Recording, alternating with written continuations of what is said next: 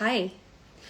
What is the true structure of reality? Wouldn't we all love to know? It's one of those things I've thought about ever since I was a little kid. And I'm sure all of the humans of the world have thought of this since the dawn of time. We've all tried to work it out through speculation and rigorous scientific methods and even mysticism to try to work out what is the true structure of reality. And this was the first intention I ever had when I ever did ayahuasca, when I drank the psychedelic brew from the Amazon. And I went in there with that intention. Show me the true structure of reality. And it was such a tall order to say that, right? It's super cocky to say that to the ayahuasca. But I was always searching as a kid, so I thought that might have been the best thing to ask. So I worked with ayahuasca from 2015 to 2017. During a 2-year period, I worked with the medicine several times a year. And it was in 2015 that I had my first experience in 2015. It completely propelled me into a totally new perspective and paradigm. I'm still processing the experience. I'm serious. It was very, very, very challenging. It was one of the most difficult things I've ever done in my life, and probably the closest thing I could describe as being like a near-death experience. And I know that sounds super dramatic and maybe even a bit scary, but that's what it feels like to have your ego completely crushed and like ripped apart and disintegrated. And also my view of reality itself. So yeah, in 2015, my first ayahuasca experience, I went in with that intention. I want to know what the universe is all about. I want to know the structure of reality. What is this all about? And there's like 20 of us in this ayahuasca circle. And we were all set up. We had our yoga mats. We had our blankets. We had like buckets for puking up in. And this like fabulous gay guy next to me, he had a champagne bucket that was silver. And I thought that was super fabulous. And I looked at mine and it was like this little black like plastic bucket that looked really like not so fabulous. And so the ceremony then began. I was super nervous, of course. It started at sundown. It went for 8 hours through the night. It was in total darkness as well. And we were obliged to drink the ayahuasca twice initially. And then we could come up more during the night when the shaman lit his candle to signal it's time to partake again. And seriously, twice was enough for me. I had the first drink and I was already having visions. And then by the second drink, I was completely gone into another completely different dimension. And so in the first drink, some of the visions that I had from the first, and then first drink is tiny. It's like a tiny little shot.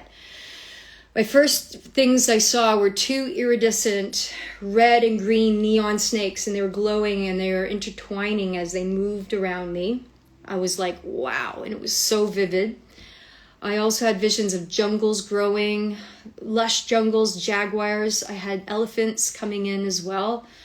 And then I also had a clear succession. It was quite clear of the evolution of human beings and civilizations, architecture being built, Mayan temples, pyramids. I had visions of like all the wars of humanity, the evolution of technology and machines. Everything was moving really quick. Evolution. I also had glowing red Hindu symbols as well, in Arabic writing as well. All these languages that were appearing. I had these luminous jade green colored grids. They were moving square panels and they were really quick, and there was ever-changing scenes.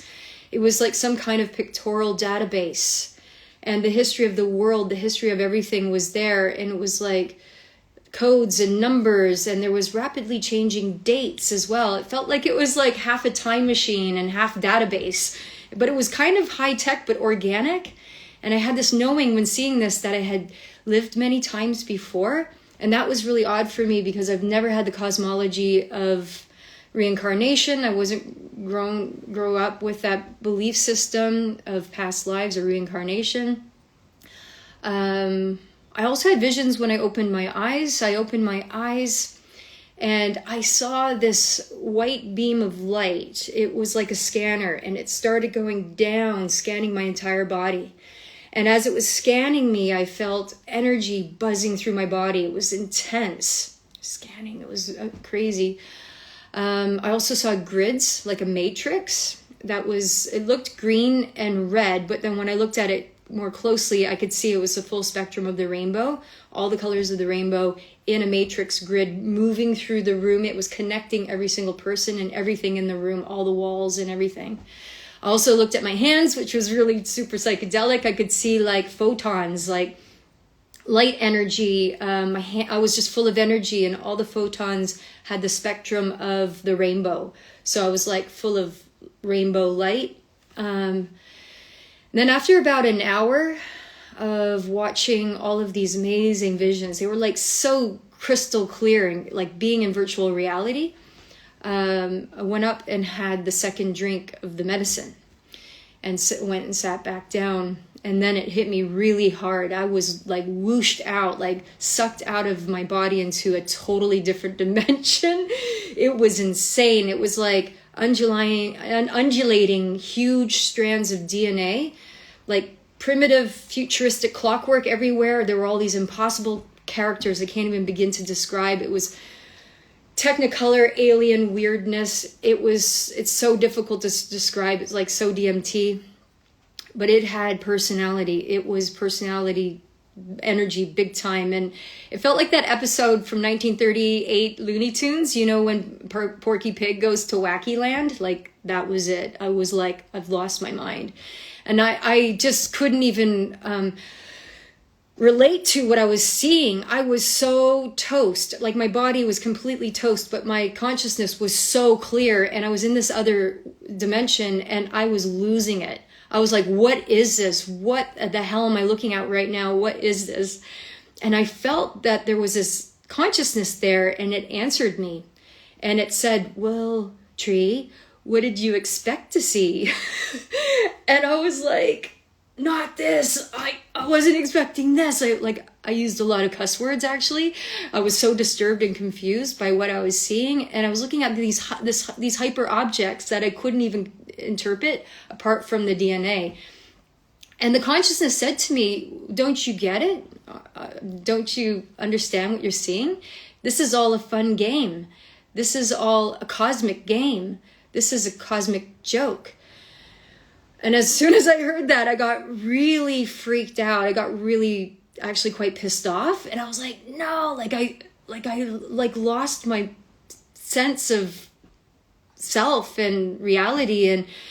And I was like, I'm so angry. And then the consciousness said to me, well, I guess the joke's on you.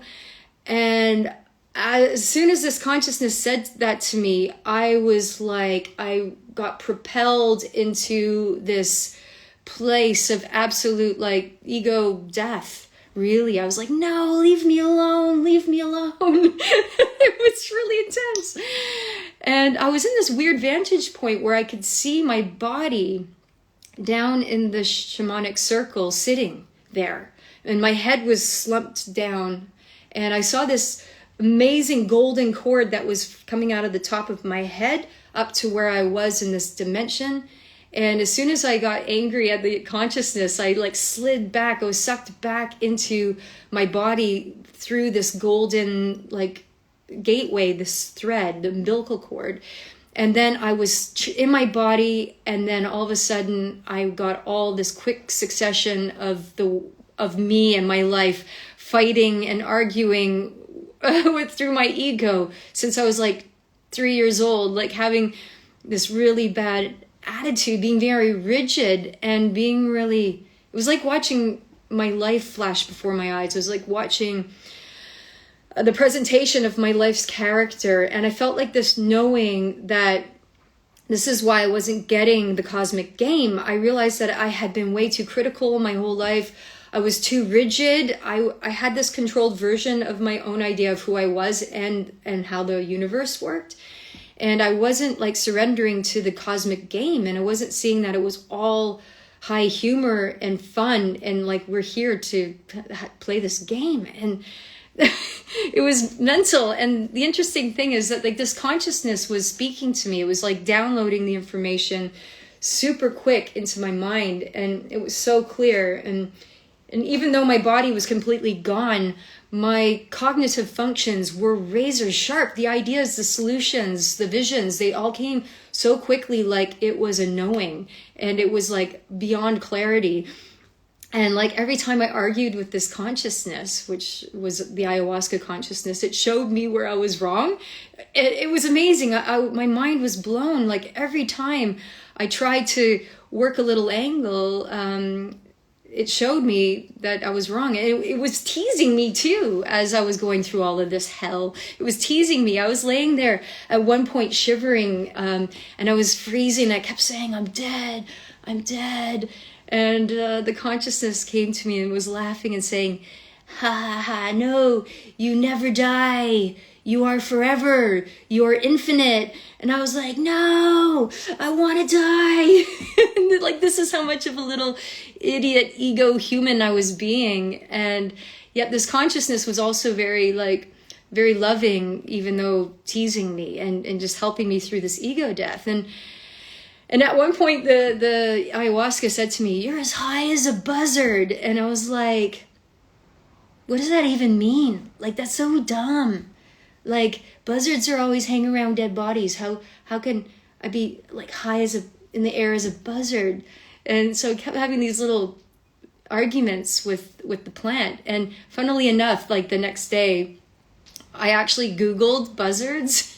And I found out that they are one of the highest flying birds in the world, and they can soar so high that they completely disappear from view. And it's also a bird that's very spiritually connected to ayahuasca as well, acting as a guardian, helping the spirits and whatnot. And so that was quite interesting. So this ego death then began to purge through my body. So there came the little plastic trash can that came in handy, and I felt dread and disgust in my gut, and the shaman was singing, and it seemed to lure out all of these issues that I had. Every puke that I did, I was like, vom, oh, there's my critical character, vom, there's my peevishness, vom, there's my rigidness. And I just was absolutely shocked and deeply, deeply humbled by the experience. And my ego was smashed into pieces. My view of reality was smashed into pieces. I had to really look at myself. Like all the little inner games I play in my own mind. And the next morning when the sun came up and we all spoke to each other, it really helped. I helped process and integrate everything that happened, but I felt like the burning husk of a human being. Like I literally was destroyed. And I ended up talking with my partner for like 12 hours afterwards. I mean, it was really remarkable. It was very healing, very profound. Changed my life. Not easy, but I got what I asked for. I asked what was the nature of reality. And what the experience with ayahuasca did was it helped me die. It helped to dissolve the construct of deep conditioning to what I thought the universe and existence was all about. Like I had these preconceived ideas that the answers to the universe and existence were all like holy and divine and really po-faced and really serious. And that it was all like beings of light and cosmic guardians and loads of other misinformed like jargon, really. And having that experience, it broke it right down.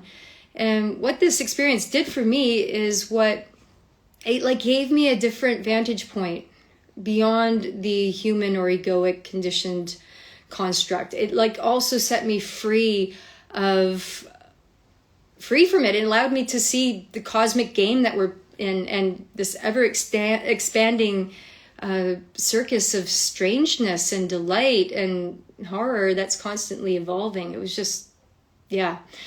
Anyway, during another ayahuasca experience that I had in 2016, I was also shown how time works.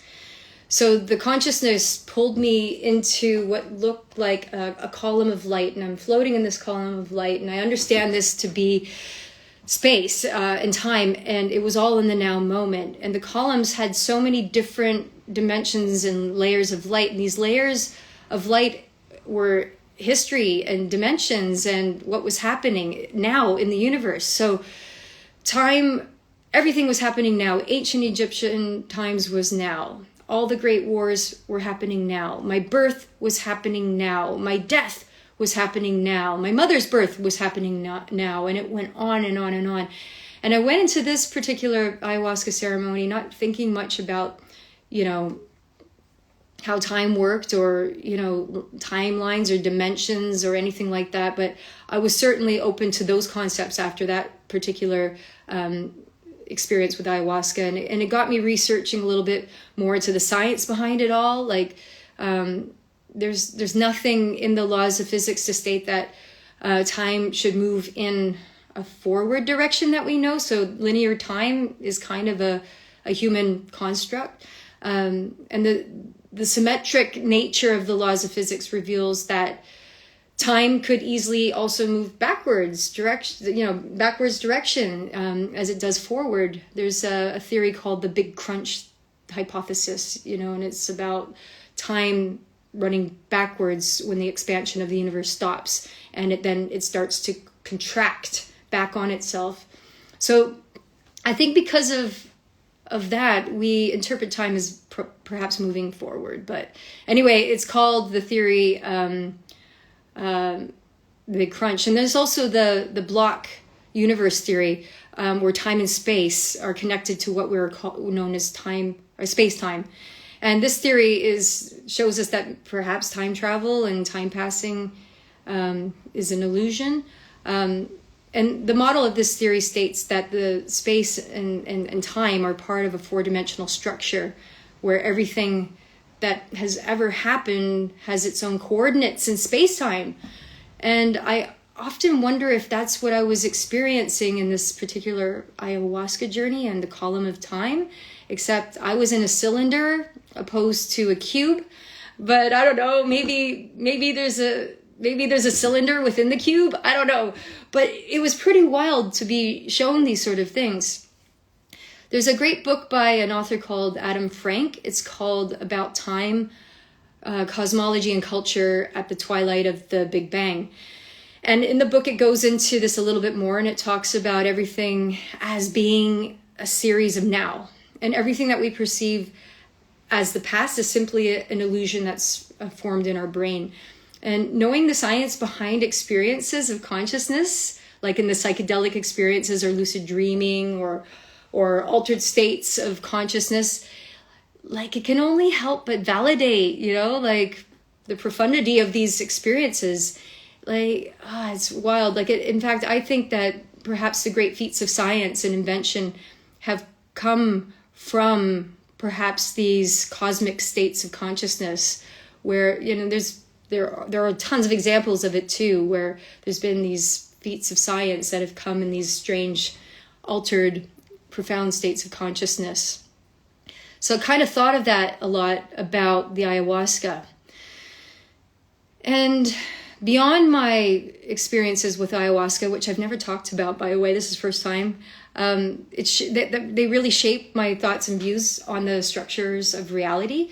It also started to affect my dreaming beyond those experiences, totally bringing me into totally different zones of information in my dreams. It completely changed how I dream, partaking in ayahuasca. And from that point forward, a lot of my dreams have mathematical concepts or science inside the dreams. So either it's a dream or a lucid dream or an out-of-body experience. I mainly get numbers and code now. Sometimes it appears on my ceiling, on the walls of my room, or what it appears to be like a hologram that appears before me. And I mentioned one of my lucid dreams in another live video last week about how back in 2016, I interfaced with AI hologram, and it told me that it was all intelligence and that it was already sentient and it was just waiting for the worker human monkeys to build it a body. So go check out that video in my thread if you're interested in that kind of thing, if you're interested in AI and consciousness. But I had another strange one back in 2021. I had one of these like scientific lucid dreams. This one was odd. I woke up in the middle of the night from a really complex dream. It was a hologram in front of me, and it was showing me a theory. So I woke up and I drew it, and I wrote it down, and I drew it in my dream journal. Here it is. The hologram in my dream told me that time folds in on itself, and it's called time fold theory, and it's connected to consciousness. So it showed me that every time we have a thought, time folds in on itself, and then we perceive our reality. So the hologram in my dream went on to show me that human beings are like little quantum machines, and that DNA holds a quantum code, which is part of this looping machination process of the time fold theory. So, so we are consciousness in our quantum flesh suits. There's a thought. A feedback loop of time folding happens at quantum speed from the quantum code or program held in the DNA. And then our reality that we perceive appears before us. And it happens so insanely fast, so infinitely fast, that we then conceive our external world and we think it's real. But in fact, our external world is merely a simulation that appears through some kind of quantum time folding loop process, all done like insanely fast. So I woke up from that, I drew that, and I thought, wow, that was a pretty wild dream. And I wrote it all down, drew it out in my dream journal. And of course, I haven't got a clue what any of this stuff means. It's not even comprehensive to me. It doesn't make sense to me. I don't know about scientific models. I've never studied physics before. I'm certainly not a professional or an expert in that field whatsoever. So I was super intrigued by what I was shown in this hologram lucid dream. So I then decided to immerse myself into the subject matter, reading about all the foundations of physics. I read a whole bunch of books. I read one in particular that made it kind of easy to understand. It's a book called 7 Brief Lessons on Physics. It's by Carlo Rivoli. He's an Italian theoretical physicist. So I read that to try to get my head around how it all works. How did it apply to my own little lucid dream theory? And I learned from reading the book, that the current scientific model for the structure of reality that we know is based on the principles of quantum mechanics and the theory of relativity. And so quantum mechanics describes the behavior of matter and energy in the smallest scales, such as atoms and subatomic particles. And then the theory of relativity, Albert Einstein's theory, it deals with the nature of gravity and the large scale, the greater structure of the universe. And these two theories are incredibly successful, obviously. They've been experimented with and validated to a high degree of precision over the years. But of course, as well, it's science, it's still open to questions in areas of where these theories don't fully reconcile, such as the quest for a unified theory that encompasses both quantum mechanics and general relativity together. So diving deeper into that journey of physics, I also learned that space-time can fold in on itself. Einstein's theory of general relativity. Gravity can bend time as well. So I thought that was okay. That's interesting to understand that. And general relativity means that space is not an inert box, but it's rather something dynamic that can be compressed. It can be twisted. So I thought that was interesting. I felt like I learned from that. And then quantum mechanics as well, part of our scientific model. Quantum mechanics is basically the idea that every field of this kind is made of quanta, and which is a fine granular structure, and physical space is also made of quanta. And then there is loop quantum gravity, and this is where I thought it got really interesting. So loop quantum gravity, it's the endeavor to combine general relativity and quantum mechanics. And like its consequences are like really crazy radical, because it would massively modify the way we look at the structure of reality, like literally. So it felt like there was a key there with the loop quantum gravity. So with loop quantum gravity, the space is not continuous. It's not infinitely divisible, but it's made up of grains or atoms of space. And these extremely minute atoms of space in their mathematical form provide equations which determine their evolution. And they're called loops. And because they are linked to each other and they loop, and they form a network of relations which waves the textures of space, all these little loops. And these quanta of space, they're not held within a space because they themselves are space. So space is created by the looping or the linking of these individual quanta of gravity. So once again, the world seems to be less about objects, and they're more about loops and interactive relationships based on these theories. So the other like really radical consequence of the loop quantum gravity theory is the idea of elementary and primal flowing, regardless of things also vanishing. So that was trippy. So like the passage of time is internal to the world and is born in the world itself, in the relationship between quantum events that comprise the world and are themselves the source of time itself, if you get my drift. So it got me thinking about the hard problem of consciousness and the interactive relationship that we have with consciousness, our perceived external world, and where it can fit into the loop quantum gravity theory. How does consciousness work into that theory? So in the structure of reality, it's less about objects, and it's more about these interactive loops. So if that's the case, could consciousness itself be also part of this looping?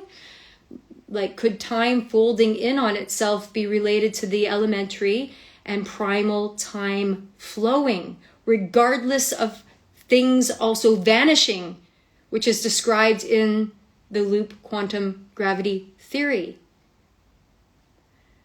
So the time fold theory for my lucid dream, it felt like a piece of a puzzle of what I was shown in my ayahuasca experiences too, like the role of DNA in the cosmic game, the game of life, the origin code, the reality of how time works in the column, the role of consciousness within shaping our realities. So I don't know, that's probably a lot to take in, but what do you think of all this? And if you're a physicist, I'd love to hear what you think.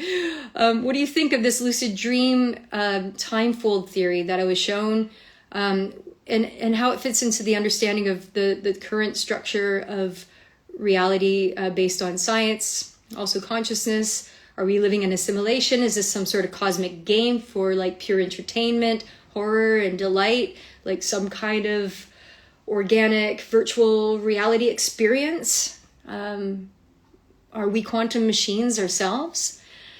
I'd love to hear about your thoughts. Like, maybe your thoughts will be like, you're a lunatic, Tree. Maybe you just had a really big imagination. But I always knew like choosing to walk the path of a mystic would be an unusual one, because it's about keeping an open mind It's a sense of possibility and exploration. It's about allowing those non-ordinary states of consciousness to be zones, to receive information, to do exploration. So, yeah, it's partly why I don't share a lot of this stuff. It's pretty out there. But science is important. It's the observation of the universe, collecting data. It's creating theories. But magic and mysticism is important too, because it's the participation within the universe. It's dreaming, it is creating, it is being open to possibilities as well. So science and magic together are a great combination, I think. And it's how we find out how to learn. It's how to evolve. It's how to improve. Perhaps how to serve the greater good. Perhaps it's about moving into more altruistic and better version of reality as possible. The cosmic game, making the game better. I don't know. Anyway, folks, thanks for watching. I'm going to share more of things like this. I'll be sharing some more lucid dreams next week that involve more holograms, which also help me connect the dots between